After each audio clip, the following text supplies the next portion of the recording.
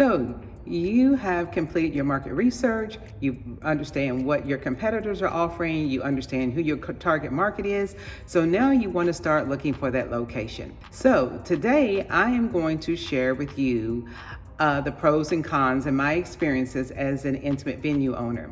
In the coming weeks, I'll also share with you my experiences as an owner of a large event space and also an outdoor event space.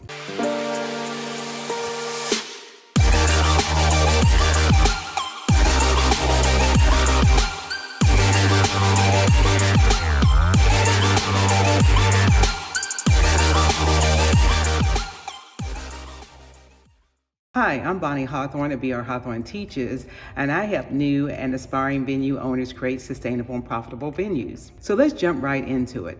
So I presently own a 1,500 square foot venue, which is considered an intimate space. So you say, what is an intimate space?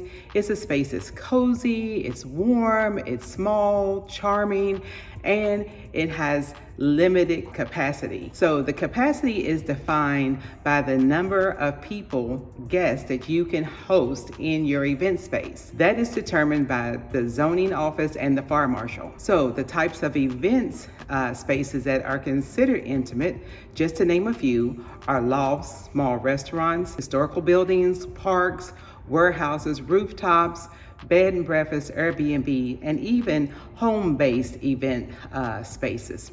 That's just to name a few. So the benefits that I love about having an intimate venue is that it's small, it's intimate, it's cozier. It allows one-on-one interaction. It's unique. As you can see, I have exposed brick walls. Our lighting reflects on the ceiling, what gives it some ambiance. So it just makes you feel warm and cozy when you walk in the space. And that's what you want for intimate space. Something that's going to grab your client's attention, and they can feel like, okay, I can host a cozy, warm, intimate gathering in the space. Okay, the one thing that is so awesome about the intimate venue is that it's flexibility. It's flexible where you can have a multitude of different events there. You can host events like baby showers, bridal showers, elopements, intimate weddings, meetings, small corporate offsites, and just to name a few.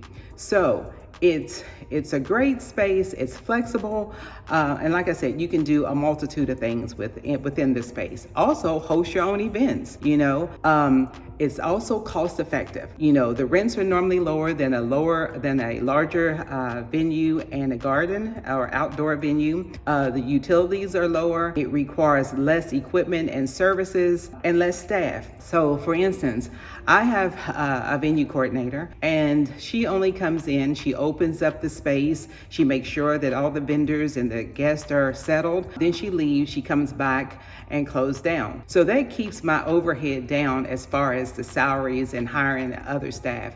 We do not need a large amount of people to operate our space. So once again, it helps me to stay cost effective, and also with everything else, it keeps my overhead down. So there's the opportunity for repeat businesses, right? So a lot of my clients that have baby showers, they come back for other gatherings. My bridal shower clients, they come back for like their intimate weddings or baby showers. Corporate events come back to host meetings, offsites, and things of that nature. So, I get a lot of return clients, and just keep advertising them. Let them know that if you're running promotions, send them an email out if you have some dates available, and inquire if they're having any offsites or anything of that nature. You want to keep your venue booked. And another thing, by keeping your venue booked, you can book during the week. You want to take advantage of those down days and constantly bring people in. So what we do, we have a church that has their Bible study on Wednesdays. We also have some women's groups that come in on the weekdays. Also, reach out to different associations like the Realtors Association. Mary Kay is a great source because they do ongoing training, and they have different trainers or different hosts, so you can bring them in throughout the week. I mean, truly, usually I keep my venue booked with different associations, different organizations during the week. And so that helps me to save also my time, my other space for the weekend when we have our bigger events that allow us to make more money. And so, like I said, it's easier to book. Also, our bookings on the weekends we've doubled our bookings because I used to just book one event on a Friday and Saturday. So to make better use of my space on the weekends, I actually host 2 events on Saturday and 2 events on Sunday. And we're able to do that because we have carved out block times for those events. We do 9 to 3 and 5 to 11. Between 3 and 5, that gives us time to clean the room, flip it, and prepare for our next guest. So that way we are able to make more money on the weekends versus hosting one event. But however, they can book for the entire day, which, is a higher fee. And so we're not losing anything if we don't get the 2 bookings. So just think of ways to keep your dates filled and keep people coming in. Just think out of the box. What can I do for the weekdays? Like I said, reach out to organizations and, corporate planners and things and people of that nature. And that way you'll keep those days booked. So, there's always going to be some cons, right? So we're going to jump into that. So, you have limited space. So you can't have that many people in your space, right? So you have limited times. So like I said, the double booking on the weekends, doing hourly booking during the week, so you can bring more people in to fill your space up that way, because you do have limited capacity. And once again, as I mentioned before, zoning is in charge. Zoning and the fire marshal will define how many people you can host in your space. Also, you're limited to the types of events. You can have trade shows, huge conferences, large scale weddings, and things of that nature. But, that's the downside of having a intimate venue. So if it's something you want to do, have a larger scale events, trade shows, conferences, and bigger social events, then you might want to look into a larger event space. Also, sometimes the overhead is a little higher in an intimate space. If you get an older historical buildings, maybe the piping or the plumbing or something isn't working, the AC unit isn't working, so that, it's older equipment, so that drives up your utility costs. So this is something that you definitely, before you sign a lease, you want to negotiate with with the owner. That's if you're leasing the property. But if you're building a property, of course, you're going to have all new equipment, so you really don't have that worry. But negotiate the terms with the owner of the property to see if they can replace the old items or the old electricity, wiring, anything like that may be increasing your overhead. And another way to keep the overhead down, like I said,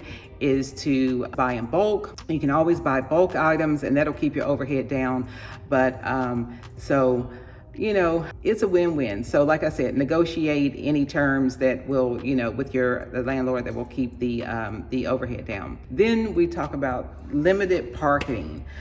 Sometimes you may have limited parking for an intimate space. And if so, look around you. Look and see if there's other office spaces that has parking, and maybe negotiate with them. Maybe there's a public parking building, like we have a public parking building, and it's a block away, and it's free parking. So I often tell my guests, if there's not street parking, then we do have that option that they can park in the public parking garage. So look around you and see where there is parking, and negotiate some terms with the individual that you can use their parking lot in slower times. So that is always an option. Another con is limited amenities. You may not have a catering kitchen, so you may just have a small kitchen, and that's fine, just a prep kitchen. That's all you really need in intimate space, because in our space we have a refrigerator, microwave, prep table, and a sink, and all the food has to be prepared before it comes on site.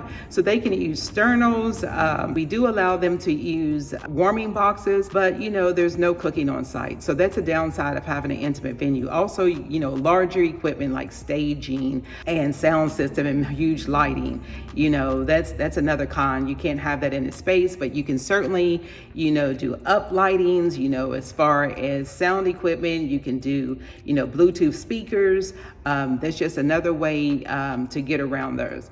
So also, if you're in an intimate space, and depends on where you are, and maybe a historical distance, or you're in a district, or you're in a residential area, you might have noise restrictions. So you want to be aware of what your noise restrictions are and your quiet hours. Sometimes quiet hours are 10 o'clock, 11 o'clock, but once again, zoning can define what those quiet hours for you. And then, once again, you have limited times and dates, so you want to make the best use of your dates and times, and like I said, double book on weekends, fill those slots on the weekdays. Maybe there's a corporate event that they want to host it on the weekend, but you can give them a discount or promotion to host it during the week, so you can do larger events on the weekends. So just think out of the box and be smart about it. But overall, I love my intimate venue. My overhead costs are low. I can provide an intimate space for any type of gathering, small gathering for my clients. And just when they come in the door, they're wowed. So this is an option if you're just starting out as a venue owner, to get your feet wet, to get in the door, to build your audience. So, and it's just I think it's just an easier step, for a new venue owner.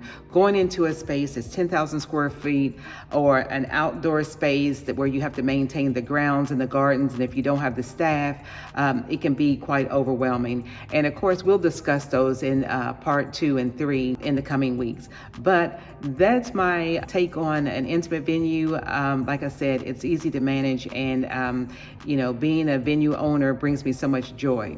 So again, I'm Bonnie Hawthorne at BR Hawthorne Teaches, and if you enjoyed this video, please give us a thumbs up, and if you want to stay in the know, subscribe.